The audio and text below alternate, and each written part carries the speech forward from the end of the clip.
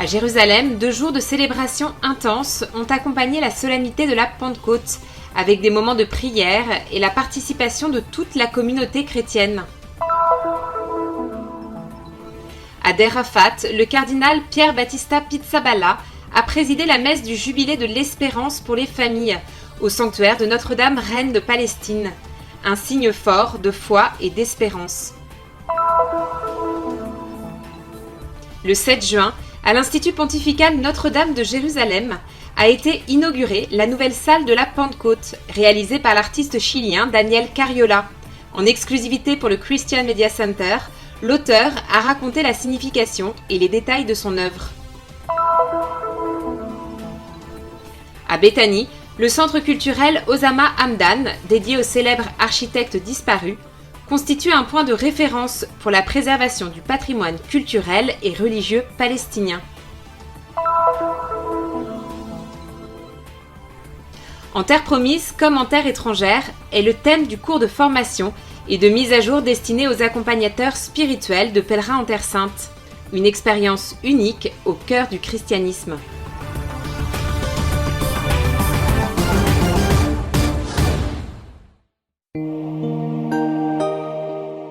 Jérusalem a célébré la Pentecôte 2025, redevenant une fois de plus le signe visible d'une église toujours universelle et locale. Le samedi 7 juin a débuté par une veillée de prière à Notre-Dame, présidée par le cardinal Pier Battista Pizzaballa. Dans son message, le patriarche a adressé des paroles d'espérance à cette assemblée de pèlerins, laïcs, religieux, arabes et israéliens, tous catholiques venus ici pour étudier, passer une période de leur vie ou simplement chercher des réponses. L'Église de Jérusalem incarne une réalité très particulière où le monde paraît à la fois tout petit et en même temps bien plus grand que ce que l'on peut en comprendre. La violence qui nous entoure, la mort qui traverse le présent de cette terre et nous accable, est illuminée par le feu de l'Esprit Saint, a déclaré le patriarche avant d'oindre tous les fidèles avec l'huile sainte. C'est l'Esprit qui nous ouvre à l'intelligence du mystère pascal. C'est lui qui, aujourd'hui encore, vient transformer le monde, brûler nos infidélités et raviver en nous la vie du ressuscité. Car nous sommes ressuscités avec le Christ et nos frères à Gaza, que le patriarche a encouragés avec un grand amour, vivent eux aussi dans l'esprit. Et celui qui vit dans l'esprit ne craint pas celui qui tue le corps, car nul ne peut nous arracher à Dieu. Le samedi soir, la veillée a eu lieu dans la paroisse de Saint-Sauveur, présidée par le custode de Terre Sainte. L'Esprit Saint me guide assurément et m'aide beaucoup lorsque je traverse des moments difficiles. Il m'oriente dans mes relations avec les autres, dans la prière et dans les choix que je dois faire. Cette semaine, c'est la Pentecôte et j'ai choisi de venir ici pour participer à cette célébration. D'après mon expérience, l'Esprit Saint nous donne une conviction profonde et un ardent désir de vivre en Christ, de devenir saint. Le dimanche de Pentecôte, le patriarche a célébré à l'abbaye bénédictine du Mont Sillon, accueilli par l'abbé Nicodémus et la communauté monastique qui y réside, tout en recevant lui-même les fidèles venus du monde entier. Je viens du Nigeria, d'Afrique, mais ici, pratiquement toutes les langues sont représentées, toutes les cultures, et c'est vraiment magnifique. Il n'y a pas de mots pour décrire ce que l'Esprit Saint nous donne intérieurement, cette paix qui remplit notre cœur. First of all, I'm very thankful. Je dois avouer que je ressens aujourd'hui une profonde gratitude. Comme l'a rappelé le patriarche, nous sommes ici là où la première Église s'est véritablement manifestée, et nous en sommes la continuité. Quel grand honneur et quelle grâce immense. Pour moi, personnellement, le cœur du message d'aujourd'hui est simple. N'ayez pas peur. Le Christ nous a dit « Paix à vous ». La Pentecôte nous pousse à sortir de nous-mêmes, à parler de nouvelles langues, à rencontrer des cultures, des langues et des sensibilités très diverses. Nous ne sommes pas seuls pour affronter tout cela. L'Esprit Saint est avec nous pour toujours.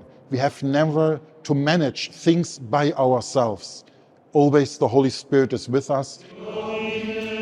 Les frères de la custodie de Terre Sainte ont célébré au Cénacle dimanche matin et après-midi. Une Pentecôte particulièrement marquante, empreinte de gratitude pour les 9 années de service du frère Francesco Patton, un homme bon, cultivé, doux et affable, qui se prépare désormais à quitter son ministère de custode pour continuer à servir l'Église là où Dieu l'appellera. Ecco, anche per me è stata un'esperienza maturante in questi 9 anni. Pour moi, ces 9 années ont été une expérience très enrichissante. J'ai sans doute plus appris que ce que j'ai pu enseigner, et j'ai reçu davantage que ce que j'ai pu donner. Je dirais que pour moi, l'un des aspects les plus beaux et significatifs de ce service a été de toucher du doigt le prodige de la Pentecôte, et d'avoir expérimenté cette universalité de l'Église de manière profonde et personnelle. Questa universalità della Chiesa in modo direi profondo e personale.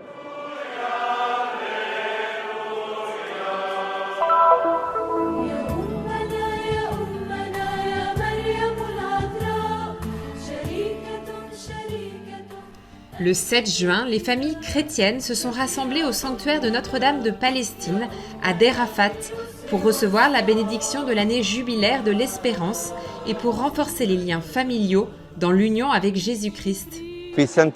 Nous sommes venus jusqu'ici, en cette année jubilaire, pour demander au Seigneur de garder les liens entre les membres de notre famille et pour le remercier, chaque jour, de tout ce qu'il nous a donné.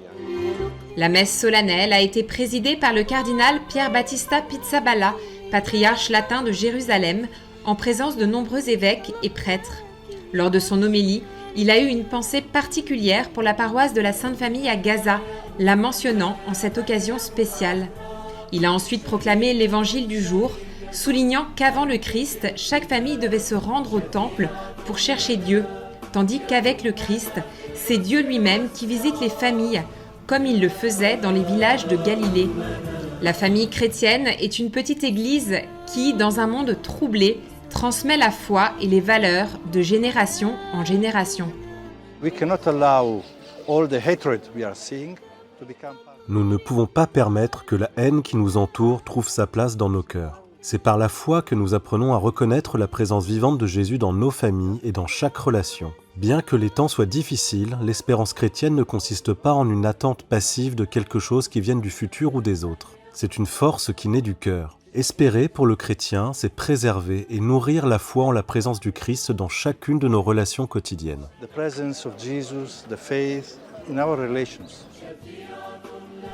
À la lumière des évolutions rapides du monde actuel qui transforment les repères moraux et engendrent des difficultés dans les relations conjugales, le Jubilé de l'Espérance nous rappelle que le mariage chrétien n'est pas un contrat social, mais un sacrement sacré.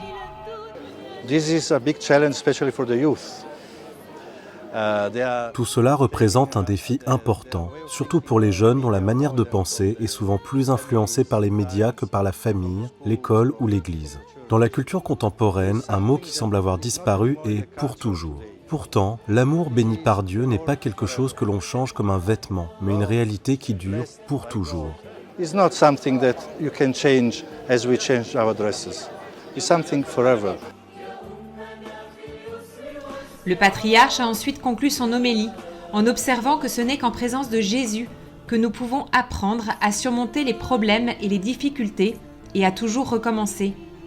Si nous sommes ici aujourd'hui, c'est parce que nous reconnaissons qu'il ne peut y avoir d'unité dans nos familles sans lui.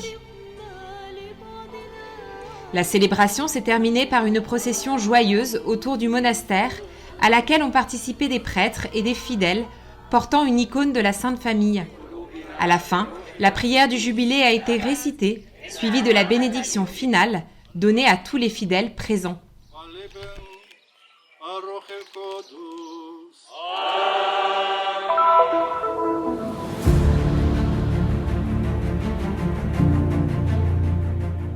La scène de l'événement de la Pentecôte, telle que l'a vécue l'Église naissante à Jérusalem, se dévoile aujourd'hui au regard grâce à la sensibilité et à la précision de l'artiste chilien Daniel Cariola, qui a consacré 7 années de travail à cette salle.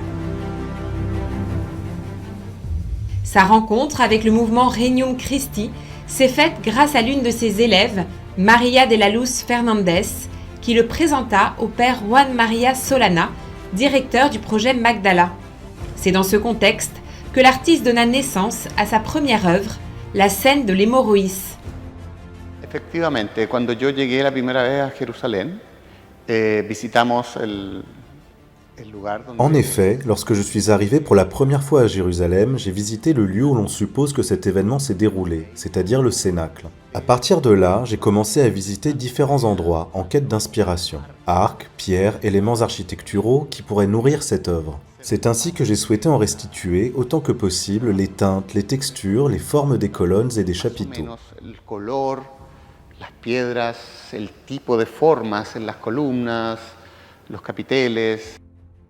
Utilisant la technique de la peinture à l'huile sur toile, l'artiste a représenté 119 personnes et non les 120 mentionnées dans le livre des Actes des Apôtres. Un choix symbolique destiné à inviter le visiteur à se sentir partie intégrante de l'œuvre et à repartir avec la signification profonde du mystère de la Pentecôte ainsi que son lien avec le monde juif. Le réalisme saisissant de l'œuvre tient à la contribution de modèles bien réels, amis, proches et connaissances qui ont prêté leur visage pour donner vie au tableau. L'artiste lui-même s'est également intégré à la scène, se représentant dans une posture empreinte de profond respect. Le père Juan m'a demandé de représenter toutes les expressions qui auraient pu animer ce moment-là. La peur, la joie, la curiosité, l'émerveillement face à quelque chose d'incompréhensible. Comme par exemple dans le cas des fillettes qui sont représentées ici.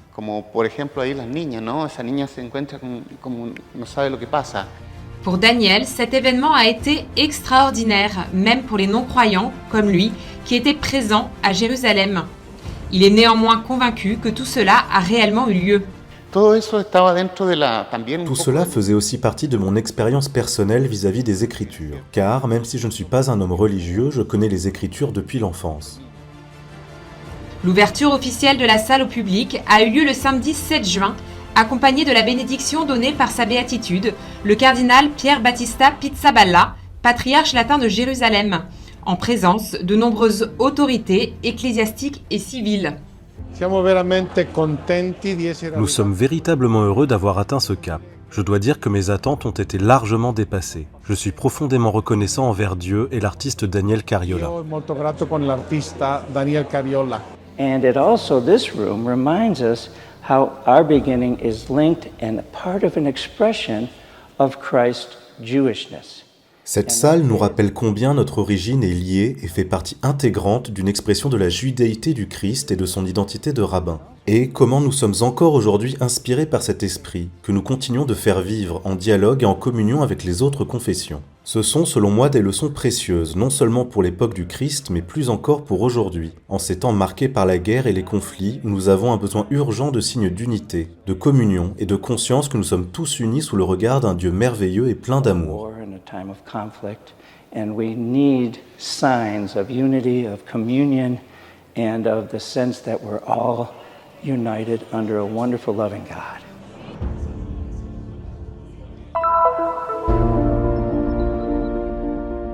Le centre culturel Osama Hamdan, situé dans la ville de Béthanie, à l'est de Jérusalem, représente un lieu important dans les efforts palestiniens pour préserver le patrimoine culturel et religieux de la Terre Sainte.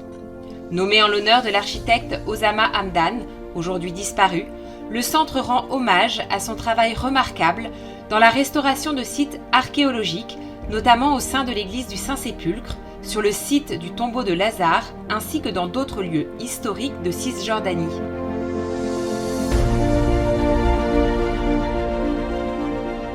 Le centre se consacre à la préservation de l'identité architecturale et religieuse de la ville de Béthanie et de ses environs, à travers des projets de restauration et de documentation, ainsi que des initiatives de formation et des ateliers spécialisés en archéologie et en conservation du patrimoine.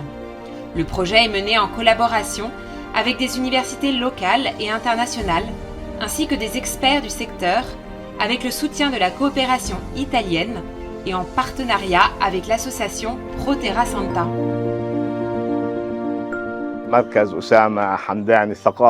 Il a été désigné comme centre de coordination du projet Protection de la Palestine à Béthanie, une initiative d'envergure visant à préserver le patrimoine culturel tout en l'intégrant dans des activités de formation et de sensibilisation. Cette année, une licence universitaire a été lancée en partenariat avec l'Université Al-Quds de Jérusalem et l'Université de Palerme. Le programme a pour objectif de former les étudiants aux techniques de conservation, de restauration et de protection du patrimoine, tout en leur offrant l'opportunité d'acquérir une expérience concrète grâce à des travaux pratiques sur le terrain. وهذا المشروع هو فرصة لهم إنهم يشتغلوا على أرض الواقع. Une institution qui contribue également à renforcer la résilience de la communauté locale de Béthanie à travers des initiatives économiques et sociales durables, comme le projet de la fabrique de bougies, qui a offert des opportunités d'emploi aux femmes dans un contexte marqué par la dégradation des conditions économiques. Nous avons cherché à relier le patrimoine culturel au travail des femmes, afin qu'elles puissent réaliser un projet artisanal local lié au territoire. Cette initiative a apporté non seulement des bénéfices économiques, mais aussi un impact social important, en leur offrant la possibilité de contribuer activement au soutien familial, de disposer d'une source de revenus et de renforcer leur autonomie. And help themselves and their family. L'un des projets les plus significatifs actuellement en cours est la reconstruction d'une salle des croisées, qui sera par la suite appelée Heritage Hall. احنا خلقنا مسار إنه من القبر في عنا الكنيسة. Nous avons créé un parcours qui part du tombeau, passe par l'église orthodoxe, le musée et les arches. Le visiteur accède à la salle par la partie supérieure, conçue comme un centre d'interprétation équipé de technologies modernes. Vidéo, réalité virtuelle et écran tactile, permettant de raconter l'histoire du pays, de l'époque romaine jusqu'à nos jours. reality touch screen راح نشرح له تاريخ البلد من فترات السابقة الرومانية لليوم. Ce modèle de coopération palestinienne et internationale dans la conservation du patrimoine culturel est particulièrement apprécié des églises pour son rôle dans la revitalisation des sites religieux aujourd'hui ouverts aux pèlerins venus du monde entier.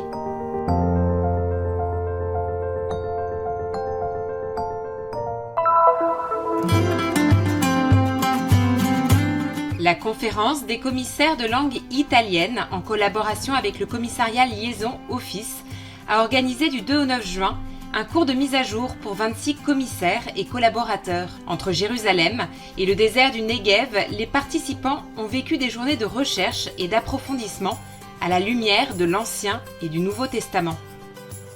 Le professeur et père John Antonio explique que marcher en terre étrangère signifie aussi lire et comprendre les civilisations qui ont habité le désert, comme le peuple édomite, iduméen et nabatéen. Ces civilisations ont laissé des traces significatives sur le territoire, témoignant de leur maîtrise du désert. Sachant que Petra était étroitement liée au port de Gaza, c'est précisément le long de cette voie, sur ce tronçon de terre, que se sont implantés les premiers annonciateurs de l'Évangile et les premières communautés chrétiennes, qui ont fleuri jusqu'au 8e et 9e siècle. Selon le frère Matteo, venir dans le désert accompagné par la parole de Dieu est une occasion unique, mais aussi le signe d'une quête de sens, d'une recherche de signification qui ensuite doit être racontée et partagée. Il deserto è una realtà in movimento, questo ce lo dice la spiritualità della Bibbia, no? Fare un corso di aggiornamento. Le désert est une réalité en perpétuel mouvement, comme nous l'enseigne la spiritualité biblique. Suivre un cours de mise à jour dans le désert en cette période de l'histoire, ce n'est pas seulement l'occasion de revenir sur les lieux de la Genèse et de l'Ancien Testament. Cela représente aussi une opportunité de retrouver du sens, dans une époque marquée par la destruction, l'absurde, la souffrance et le vide. All'insegna appunto del non senso e della sofferenza e del vuoto. Ci troviamo a Ein Avdat e... Nous sommes ici à Ein Avdat, et ce que vous voyez derrière moi est l'un des wadis les plus importants à parcourir le long de la route du désert. Les psaumes deviennent concrets, la parole de Dieu se fait chair, elle devient vie. Marcher dans le désert signifie s'inscrire dans les pas de ceux qui nous ont précédés, dans une démarche de mémoire, de foi et surtout d'ouverture vers l'avenir. Soprattutto direi in quello che sarà la prospettiva del futuro.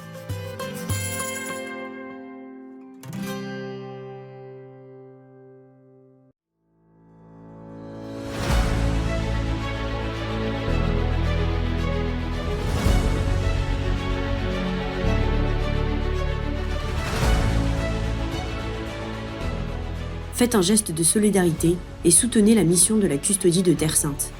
Le Christian Media Center diffuse la bonne nouvelle du Christ en faisant connaître au monde la spiritualité des lieux saints et la vie des chrétiens locaux. Votre contribution nous aidera à porter toujours plus loin l'annonce du Seigneur ressuscité aux hommes et aux femmes de toutes les langues et de toutes les nations. Pour nous aider, il vous suffit de scanner ce QR code. Votre choix fait la différence.